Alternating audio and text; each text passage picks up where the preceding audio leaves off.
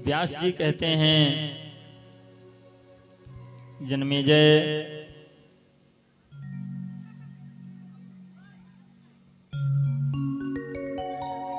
भगवान का कारागार में प्रकाट्य हुआ और उसके बाद में उन्होंने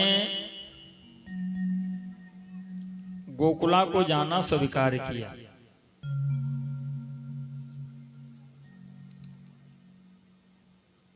क्यों? क्योंकि उन्होंने पहले ही ये लीला करने का निश्चय कर लिया था। इधर नंद जी का चौथा पन था, चौथे पन में पुत्र प्राप्त हुआ।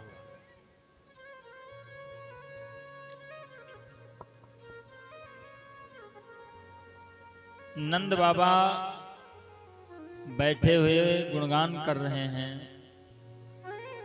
रात्रि व्यतीत हो गई, सगरे दरवाजे खुले पड़े हुए हैं और नंद बाबा माला लिए हुए जप रहे हैं कि अभी तक नहीं हुआ तो अब आगे क्या बताएं। कुछ संत आए थे इनके यहाँ पर, तो उनको इन्होंने भोजन करवाया और जब प्रणाम किया तो संतों के मुख से अचानक आशीर्वाद निकल गया, पुत्रवान हो। नंद बाबा ने कहा, संत जी कोई दूसरा आशीर्वाद दे दीजिए क्योंकि ये लागू नहीं होगा। कहा भैया काहे नहीं लागू होगा? कहा देखो चौथा पन आ गया, अभी तक कोई छोरा छोरी नहीं भयो, तो अब कहा? अरे कहा संतों का आशीर्वाद झूठा हो जाए ये तो हो ही नहीं सकता है। तो संतों ने इनके यहाँ पर पुत्रेष्टि यज्ञ किया पुत्र की कामना से। संतों ने कहा अब हम तभी यहां से जाएंगे जब तुम्हें संतान की प्राप्ति हो जाएगी। कहा ऐसा तुम खाने पीने की व्यवस्था किए रहो बस।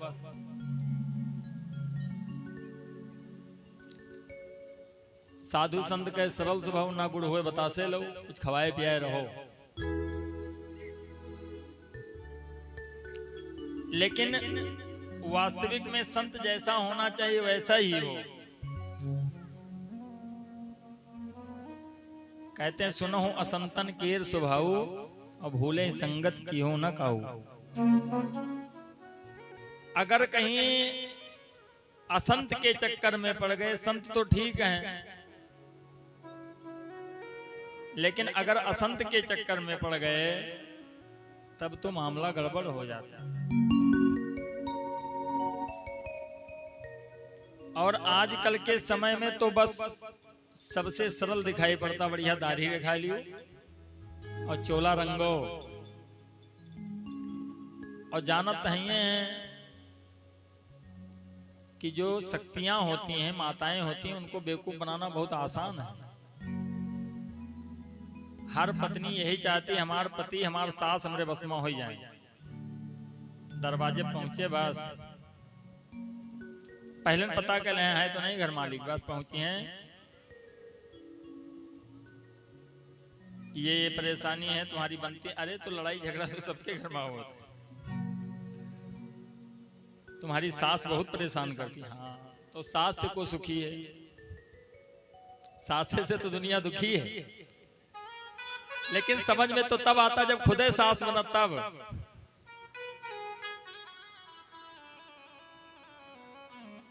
हम ये नहीं कहेंगे कि सिर्फ बहू की ही गलती होती है, गलती सासों का है। दशरथ जी ने कहा है अगर इनको तुम बहू मानोगी तो ये तुमका सास मनी है, जब चारों बहुओं को लेकर के आए।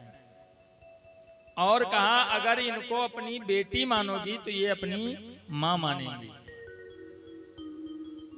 पर लड़किनी बहु घराई राख्यो नयन पलक की रिनाई। जैसे ये पुतलियों की रक्षा पलक करती है महाराज, वैसे इनकी रक्षा करिएगा।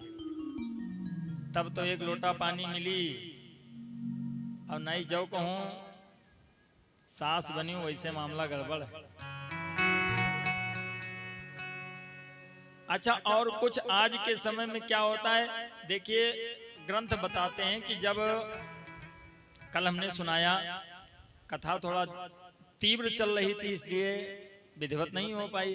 पवन रेखा ने विदाई किया देवकी की, तो उन्होंने भी कहा है कि जाकर के पति के चरणों की सेवा करना, सास ससुर की पूजा करना, उस परिवार को अपने तरीके से अपना मान करके रहे। सीता जी को अनुसुईया ने भी यही ज्ञान दिया है। जब सीता जी गई हैं तो अनुसुईया जी ने भी यही ज्ञान दिया है। सादर सास ससुर पति पूजा, नारी धर्म व्रत आन न दूजा। एक ही व्रत तप एक ही नेमा, काय वचन निज पति पद प्रेम। इसको ये भी कह सकते कर्म वचन निज पति पद प्रेमा। अपने पति के चरणों में अनुराग रखना, बाकी सेवा सास ससुर की होनी चाहिए।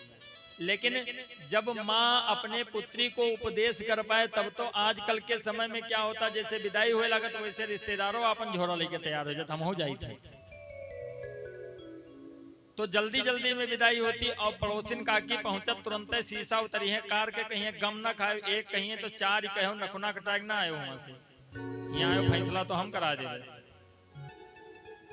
व्यास जी जन्मेजय से कहते हैं कि बिना शक्ति के कोई भी कार्य संभव नहीं है।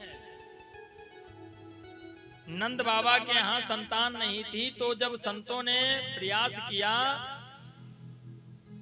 तो क्या हुआ, भगवान की कृपा प्राप्त हुई। नंद जी माला लिए बैठे हुए, अब तक भयो नहीं आगे पतो नहीं। इधर प्रातः काल सुनंदा जी निकली और कान में पहुंच करके कहा, भैया छोरा भयो है। जैसे नंद जी ने सुना, 80 वर्ष के डोकरा ऐसे कूदे मानो 20 वर्ष के हो गए हों। बड़ी खुशी हो गई। पुत्र प्राप्ति पे क्या किया, तत्काल जाकर के जो खजाने थे उनको खोल दिया, जो कुछ ले जाना ले जाओ। अन्न के 7 पहाड़ बना करके ब्राह्मणों को दान कर दिया। 2 लाख गौओं का दान किया ब्राह्मणों को। इतना दान बांट रहे हैं ठीक उसी प्रकार जैसे महाराजा दशरथ दान करते जब 4 पुत्रों का जन्म हुआ। अब कभी आपने विचार किया कि जब लड़का पैदा होता तो दान ये लोग इन लोगों ने क्यों बांटा हैं? इसलिए बांटा महाराज। जन्मेजय से कहते हैं व्यास जी कि दान इसलिए कर रहे हैं नंद जी, जब हमारा पुण्य बढ़ जाता है तो हमारे घर में पुत्र पैदा होता है। पुण्य का बैलेंस जब बढ़ता है तो पुत्र पैदा होता और पुण्य समाप्त हो जाता है। और जब पाप बढ़ जाता है तो घर में कन्या पैदा होती है। क्यों? हमारे पाप को धोने के लिए गंगा बन करके हमारे पापों का प्रक्षालन करती है। आप जब पुत्र का विवाह करते तो दूसरे के घर से और ले आए, और जब आप कन्या का विवाह करते, कन्यादान करते हैं, सब दानों में श्रेष्ठ कन्या का दान बताया गया है। जब आप कन्यादान करते हैं तो समस्त पाप आपके धुल जाते हैं महाराज। इसलिए प्रसन्नता कन्या के जन्म पर अधिक होनी चाहिए। इन लोगों ने दान इसीलिए बांटा कि हमारा पुण्य समाप्त हो गया, अब क्या होगा, तो दान दे करके फिर से अपना पुण्य अर्जित कर रहे हैं कि फिर से हमारा बैलेंस हो जाए। खूब दान किया महाराज। और दरवाजे पे मंगल गान होने लगा, बधैया बजने लगे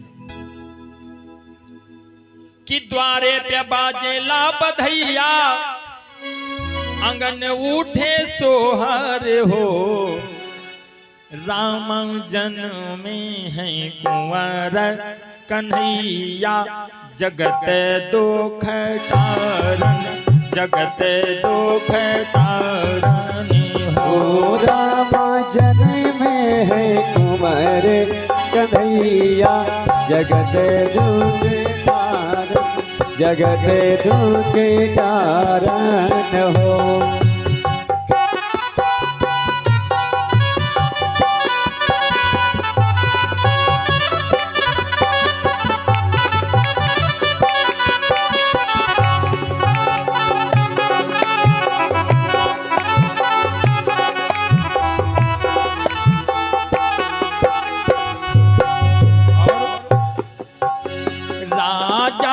जी खड़े देखो द्वारे, कि अने धन लुटावे, कि अने धन लुटावाई हो।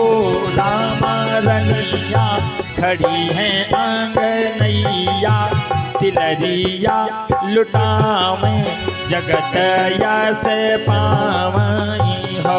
राम रनिया खड़ी है आंगनैया, तिलरिया लुटावे, तिलरिया लुटावे हो।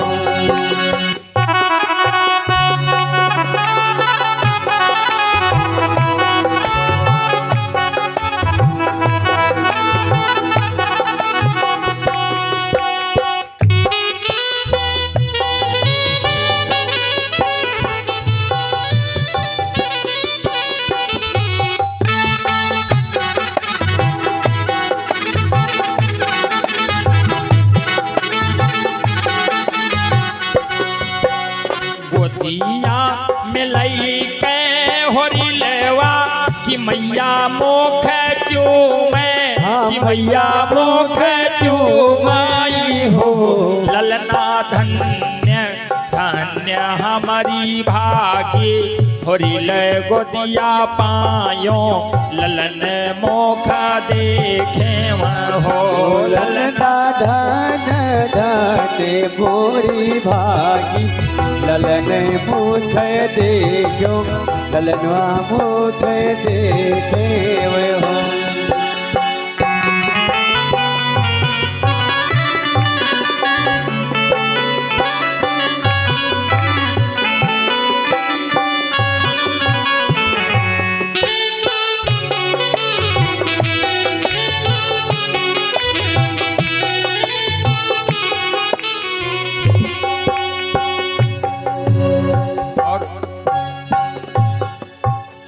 जितने हैं सभी प्रसन्नता व्यक्त करते हैं। ढोलिया ते मीठी रे थपलिया, सहेलिया जो मारई, सहेलिया जो मारई हो। रामा अंगना में उठैला के सोहर, सखी ने गावे मंगल, सखी ने गावे मंगल हो। रामायणा में उठला के सोहर, सखी ने गावे मंगल, सखी ने गावे सोहर हो।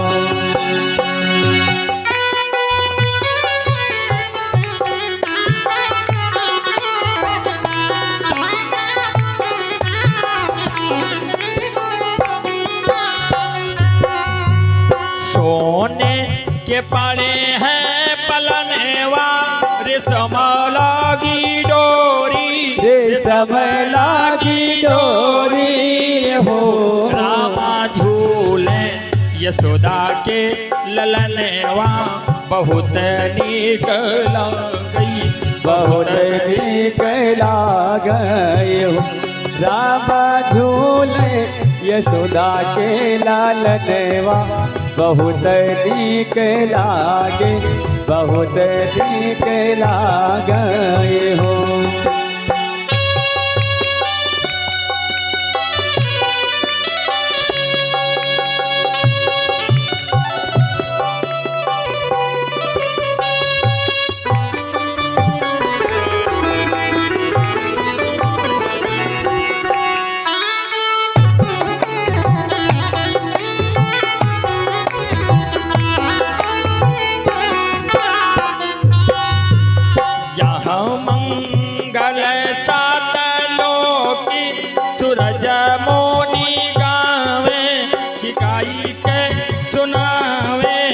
गाई के सुनावाई हो, राम पावे पधारस चारे सोनैया फल पावई गवैया फल पावई।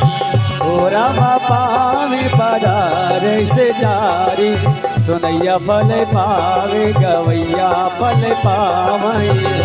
राम पावे पधार से चारी सुनैया फल पावे गवैया फल पावे हो।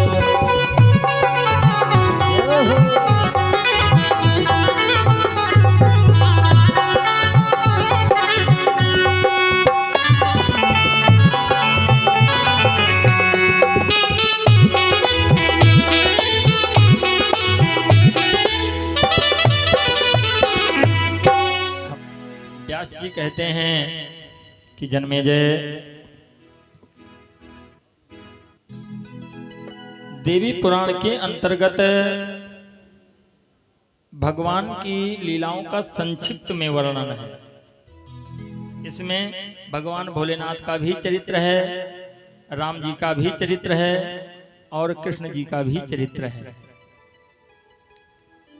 जन्म के बाद में अन्य लीलाओं को संक्षेप में वर्णन किया है। कहते जितने देवी देवता हैं सभी दिव्य रूप धारण करके दर्शन करने के लिए आते हैं। सभी नंद जी के भाग्य की सराहना कर रहे हैं कि इनके यहाँ पर भगवान आए हैं। नंद बाबा को ये नहीं पता है। अब आप लोगों को तो पता ही होगा कि आपके यहाँ भगवान आए हैं, माता जी भी आई हैं। ये परम सौभाग्य है। अभी तक प्रति नवरात्र में क्या होता था, माता जी आती थी, और अब की भगवान ने कृपा करी तो भगवान का भी प्रकाट्य हो गया आपके यहाँ पर। इसीलिए हम कहते वाह रे गोदौरा वाह, क्या बात है। बोलो दुर्गे मैया की जय हो। सभी देवता दर्शन करने के लिए आते हैं। व्यास जी कहते हैं जन्मेजय, इस प्रकार से नंद जी अत्यधिक आनंदित होते हैं और संक्षिप्त में सुनाते हुए भगवान की अन्य लीलाओं का वर्णन करते हुए व्यास जी तीनों देवों की तुलना में श्री भगवती जी की उत्तमता का वर्णन करते हैं। व्यास जी कहते हैं कि जन्मेजय, तीनों देवों में सर्वश्रेष्ठ मां भगवती की आराधना है, जिनकी आराधना भगवान वासुदेव कृष्ण ने भी करी है। जब बांके बिहारी लाल को परेशानी होती है अपने परिवार से, तो पहले उन्होंने शंकर जी की आराधना करी। शंकर जी ने प्रकट होकर के कहा कि आप देवी भगवती की आराधना करें। अगर अपने मन को शांत रखना है, अपने हृदय में आपको शांति पाना, तो उसके लिए आपको देवी भगवती की आराधना करनी चाहिए। भगवान बांके बिहारी लाल ने मां भगवती जगदम्बा की जब आराधना करी तो मां जगदम्बा ने प्रकट होकर के उनको दर्शन दिया और उन्हें मानसिक क्लेशों से मुक्त किया।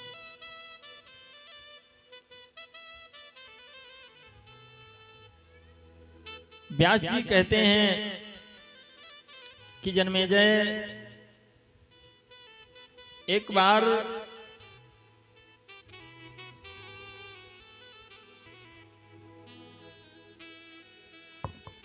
भगवान की जो पत्नी थी सत्राजित यादव की कन्या,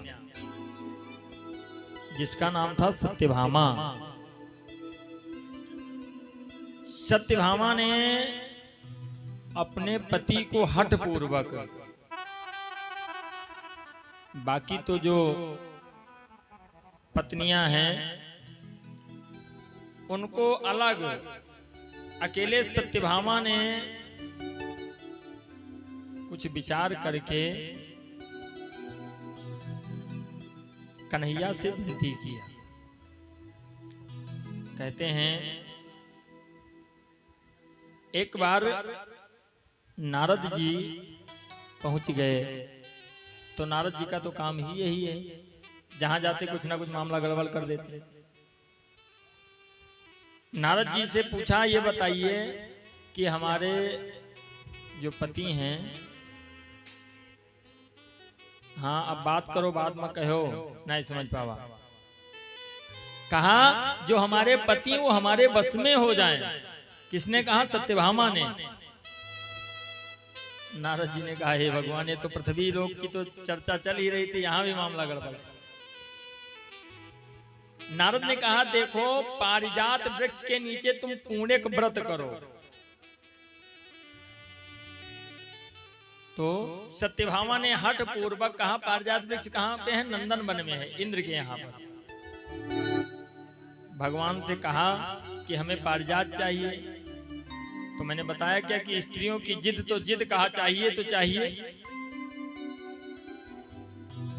लेकिन जब स्त्रियां जिद करती तो जिद करने से पहले ये भी सोचना चाहिए कि मामला बिगड़ भी सकता है।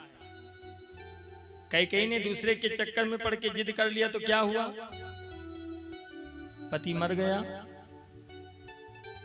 राज्य को फुटबॉल की तरह खेल रहे हैं दोनों लोग, ना वो लिए तैयार ना वो लिए तैयार। 14 वर्षों तक सिर्फ खड़ाऊ रखा रहा। इसलिए कोई कार्य करने से पहले हमें विचार करना चाहिए। नारद जी ने सत्यभामा से बता दिया। सत्यभामा ने कहा, हमें पारिजात चाहिए। तो भगवान ने गरुड़ को भेजा कि जाकर के पारिजात ले आओ। अब ये गए, वहां से पारिजात लेकर के चले। इंद्र ने कहा, नहीं ले जाने देंगे। तो भगवान ने जबरदस्ती युद्ध किया और उसमें पारिजात का हरण कर लिया, ला करके दे दिए। अब उसमें पुण्यक व्रत किया सत्यभामा ने, और उसके बाद में नारद जी ने कहा था, देखो इसका उद्यापन हम ही कराएंगे। जब उद्यापन का समय आया तो कहा, देखो ये व्रत करने के बाद में कन्हैया को हमें दान कर दो। कहा, कन्हैया को हमको दान कर दो। सत्यभामा ने कहा, हमारे पति हैं, हम तुम्हें दान कर देंगे। तो कहा, हम ले थोड़ा जाएंगे इनको, हम ऐसे कह रहे हैं, दान कर दो। सत्यभामा ने दान कर दिया। पुण्य व्रत का उद्यापन हो गया, कन्हैया को दान करवा लिया। और जब दान हो गया, वैसे नारद जी ने कहा, ये लियो हमार वीणा, इका ला दो अपने कांधे पर, चलो हमारे साथ है। कहा, हमारे साथ में चलो। सत्यभामा ने कहा, ये क्या हुआ भाई? कहा, इनको अब आपने दान कर दिया तो आपका अधिकार नहीं है। कहा, राजा नृग की तरह गिरगिट हो गए हो, हैं? दान की हुई वस्तु पे दोबारा अधिकार नहीं रहता है। कन्हैया को वीणा लदवा दिया, कमंडल दे दिया, कहा, हमारे साथ साथ में चलो। सत्यभामा ने कहा, क्या करोगे? कहा, लीजिए, अब इनका जौन मर्जी होता उन करवे जाऊं, हमका दान कर दियो तो नौकरी करवाई, कुछ करी इनसे, इसे कोई मतलब नहीं। अब सत्यभामा चौंक गई, अब क्या करें? नारद जी लेकर के चल दिए। सत्यभामा ने कहा, रुको, कहां? कहा, कुछ नहीं। कहा, इनको करोगे क्या? कहा, इनको करेंगे नहीं, हम इनको ले जा रहे हैं बेचने के लिए। कहा, इनका बेच देव हम। कहा, हम अकेले में बहुत हम, अब इनका कहां साथे ला दे घुमा, इनका ले जाए चौराहे खड़े होकर बेचा। लेकर के आए, खड़े हो गए चौराहे पे। कहा, देखो हम वो यत्न बेच रहे हैं जो भव सिंधु से पार करता है। भैया इनके चक्कर में ये मैक ना डाउन किया करो, असर पड़ता तुरंत।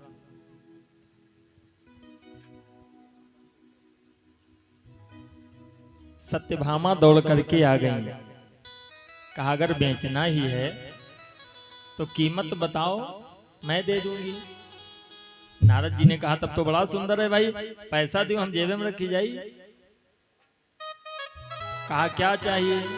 कहा इनके बराबर जितना वजन ये हुए उतने वजन हमका धन दे दियो, इनका ले जाओ।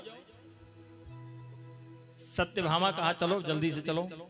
लेकर के आई, तराजू बंधवाया, एक पलड़े में भगवान को बिठा दिया, दूसरे पलड़े में धन रखना प्रारंभ किया। व्यास जी कहते जन्मेजय जितनी संपत्ति थी सब रख दिया, लेकिन वो पल्ला महाराज उठा नहीं नीचे। अब तो सत्यभामा ठगी रह गई, घूम रही, अरे अब क्या करें। दौड़ करके पहुंच गई देवी रुक्मिणी के पास में, जो कन्हैया की सबसे प्रिय रानी है। देवी रुक्मिणी मां भगवती का ध्यान कर रही थी।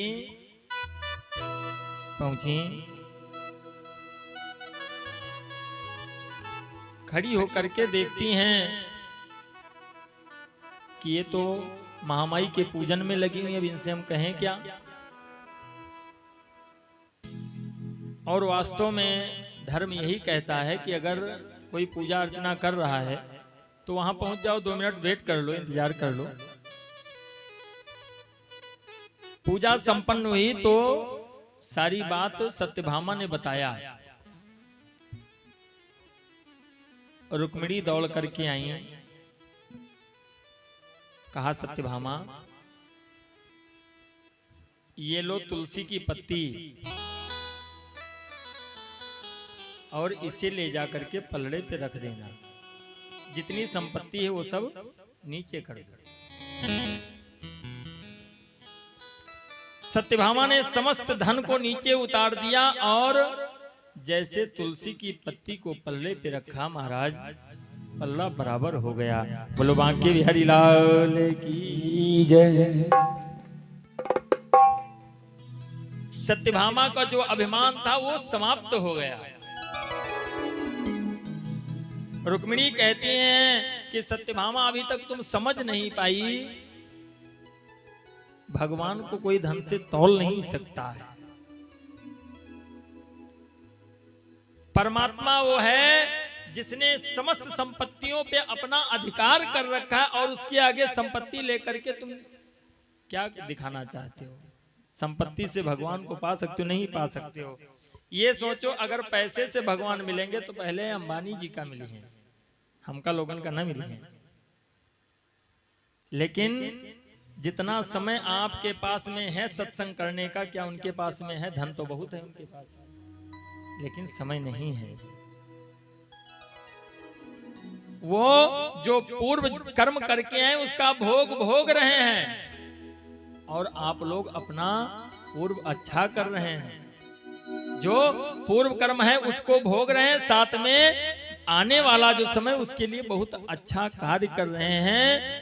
हम नौकरी करते हैं धन के लिए, पहले सैलरी नहीं मिलती है, पहले नौकरी करोगे सैलरी बाद में मिलेगी। वैसे आज कथा सुने इसका फल तुमको आने वाले समय में मिलेगा। बोलो जगदम्बे मैया की जय।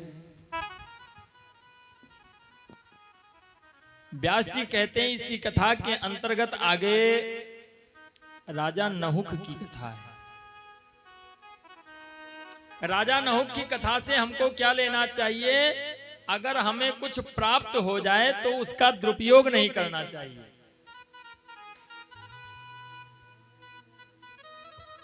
राजा नहुक जिसने 100 अश्वमेध यज्ञ किया और इंद्र पद का पदाधिकारी हो गया। वृत्तासुर का वध करने के बाद में इंद्र को हत्या लग गई, ब्रह्म हत्या। इंद्र भगे भगे घूम रहे थे, सिंहासन खाली था इंद्रासन, तो राजा नहुक को इंद्र बना दिया गया। अब राजा नहुक का काम क्या है कि वो मनुष्य तो मनुष्य, कहते हैं कि मूरख हृदय न चेत जे गुरु मिले विरंच सम, फूल फल न बेत जथा सुवन बरसहि जलधि। तपस्या से पद को तो प्राप्त कर लिया, पद को प्राप्त करना बड़ी बात नहीं है, उस पद पे अपने को स्थिर रखना बड़ी बात है महाराज। पद प्राप्त कर लेना बहुत बड़ी बात नहीं, पद तो मिल जाएगा, लेकिन उस पद पे हमको वहां पे स्थिर रहना है। और उसके लिए क्या करना होगा कि हमें अपनी मानसिकताओं पे बहुत ब्रेक लगाना होगा। इंद्रियां जो हैं इन पे बहुत ब्रेक करना होगा, वरना कहां कब मन फिसल जाए कुछ पता नहीं है। और आगे चल करके वही योगी जन सिद्ध होते हैं जो अपने आप पर काबू पाते हैं। क्या कहते हैं? आपन तेज सम्हारो आपे, तब तीनों लोग हाथ कांपे। जय हो, बोलो दुर्गे मैया की जय। नहुक ने क्या किया कि बार बार जो इंद्र की पत्नी सची हैं उनसे मिलने के लिए प्रयास करता है।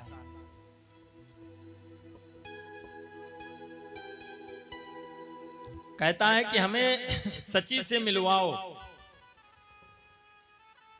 अब सची बहुत चिंतित हो गई, तो जो देवगुरु बृहस्पति हैं उन्होंने सची को आकर के बताया कि आप जाकर के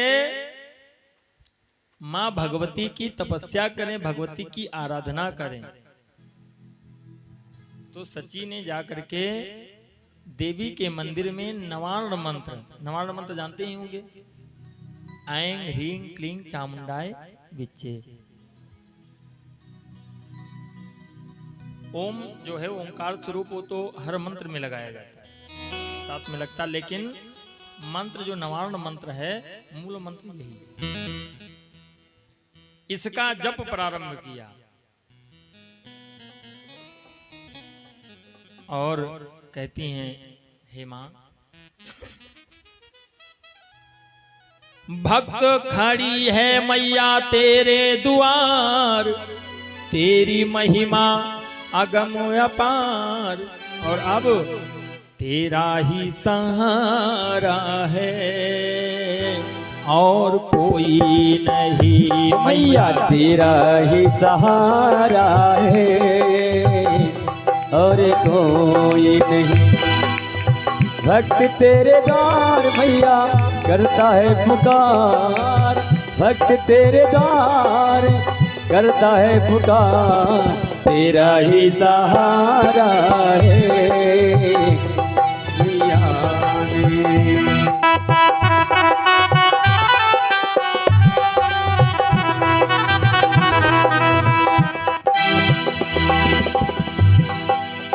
भक्त खड़ी है मैया तेरे द्वार, हो तेरी महिमा अगम अपार, तेरा ही सहारा है हो दूजा कोई नहीं। ओ मैया तेरा ही सहारा है दूजा कोई नहीं।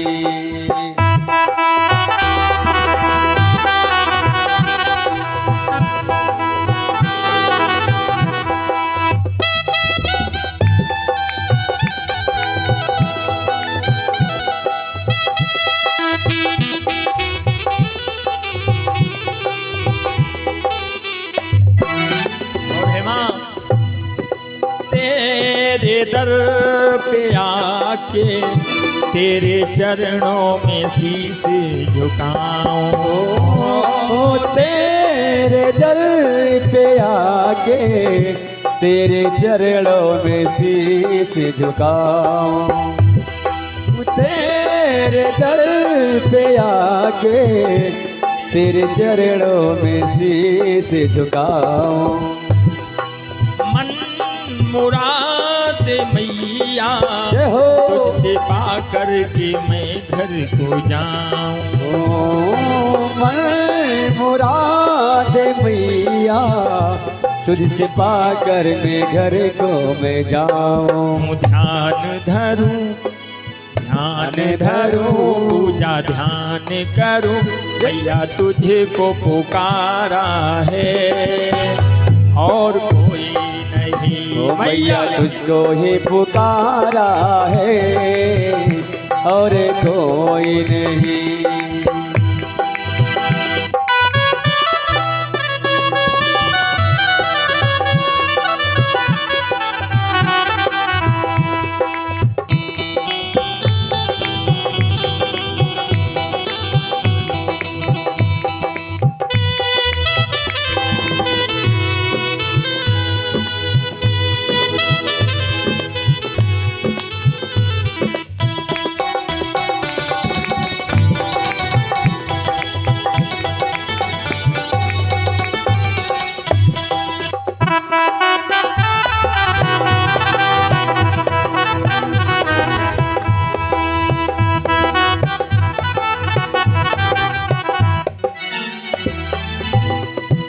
हे मैया,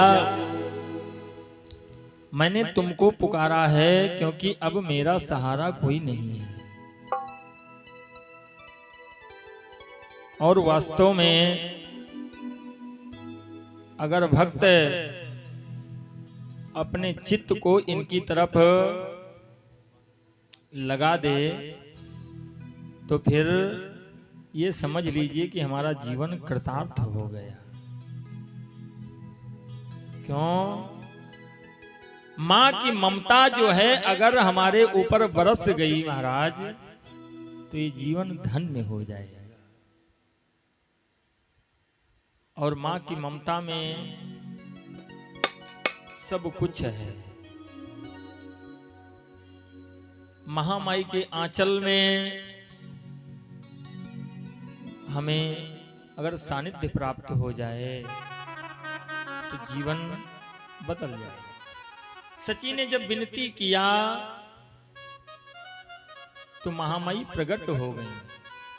बोलो दुर्गे मैया की जय। हे भगवान, ऐसे बोलो जय के लगे कोई है। बोलो ब्रह्मचारी बाबा की। ऐसा तो नहीं है कि सोचत हो जय ना बोली तो जल्दी बंद कर दी जाए।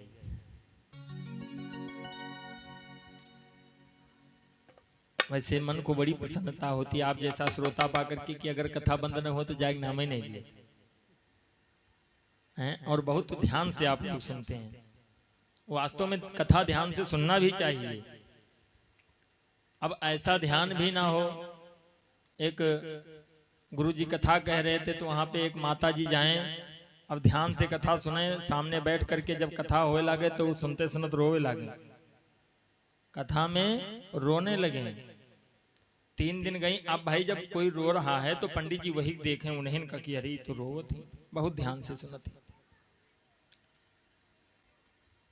3 दिन माता जी गई, चौथे दिन नहीं गई तो अब पंडित जी का मन नहीं लग रहा। अब भाई आप लोग श्रोता हैं, अच्छे से सुन रहे हैं तो हमारा कहने भी मन लगता है कि अच्छा सुनाए। और आप लोग बात करते तो हम भी शॉर्टकट निकलते, क्या करना था हमको, टाइम पूरा हो जाता। तो चौथे दिन अब श्रोता नहीं रोने वाला तो पंडित जी का ध्यान नहीं लग रहा है। किसी तरह कथा संपन्न करी। प्रातःकाल पता किया भाई बूढ़ा माता कहाँ गए हैं, पता करके उनके दरवाजे पे गए, पहुंचे।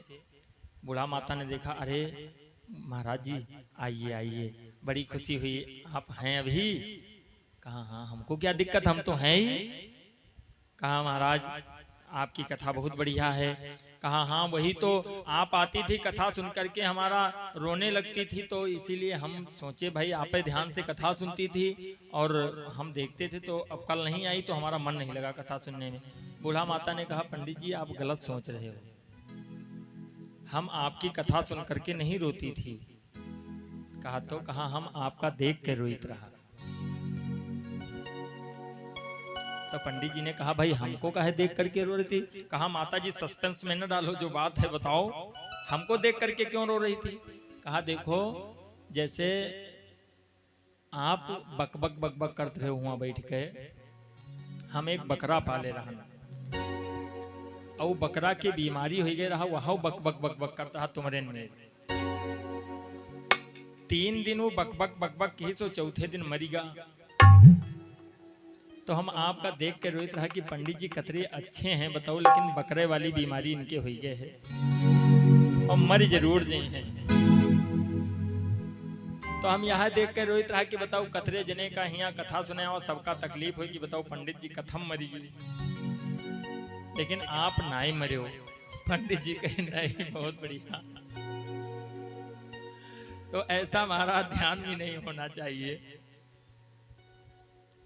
बोले दुर्गे मैया की जय हो। ध्यान किया, मां जगदम्बा से प्रार्थना करी तो जगदम्बा ने सची को उपाय बताया। कहा देखो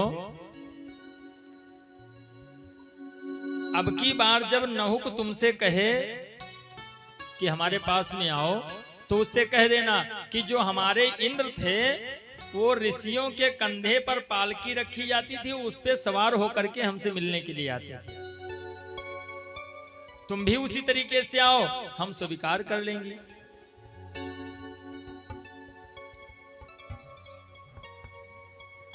सची को दर्शन दिया, सची चली आई। अब जब दोबारा से नहुक ने कहा तो सची ने संदेशा भेज दिया। कहा देखिए हमारे देवराज जो थे वो ऋषियों की पालकी पे बैठ करके आते थे, ऋषि लोग उस पालकी में कंधा देते थे जो तपस्वी होते थे और उसी पे बैठ करके वो आते थे, तब हम उन्हें स्वीकार करती थी। नहुक ने कहा इसमें क्या बड़ी बात है। अब इंद्र था ही, संतों को आदेश कर दिया जो उन बढ़िया बढ़िया संत रहे ज्यादा तपस्वी, उनको बुलाया और बैठ गया पालकी में। कहा ऐसा है पालकी उठाओ अपने कंधे पर। अब संत लोग पालकी कहां लेके चल पाए भाई, जो कभी बोझा नहीं उठाए हैं। आपके पाप का बोझा, आपके दुख का बोझा तो संत लेकर चल सकते हैं, लेकिन अब तू कह दियो कहार बन के पालकी में लागो तो कहां उनसे हो पाए। लेकर के चले नहुक को, तो अब इतना काम मुक्त हो गया है, वो कामातुर हो गया है। ऋषियों से कहता जल्दी चलो। अब ऋषि लोग चल नहीं पा रहे हैं उसमें पालकी में लग करके, तो कहता है जल्दी चलो सांप आ रहा है, जल्दी चलो सांप आ रहा है, पीछे काट लेगा, सांप आ रहा है। ऋषियों को डरा रहा है। जब कई बार कहा तो ऋषियों ने पालकी को पटक दिया। कहा सांप सांप कर रहा है, मैं तुझे श्राप देता हूं, जा सांप हो जा। बोलो दुर्गे मैया की जय। मां जगत जननी की कृपा से सची का जो सतीत्व था वो बच गया और नहुक श्रापित होकर के वहां से फिर से पतित हो गया।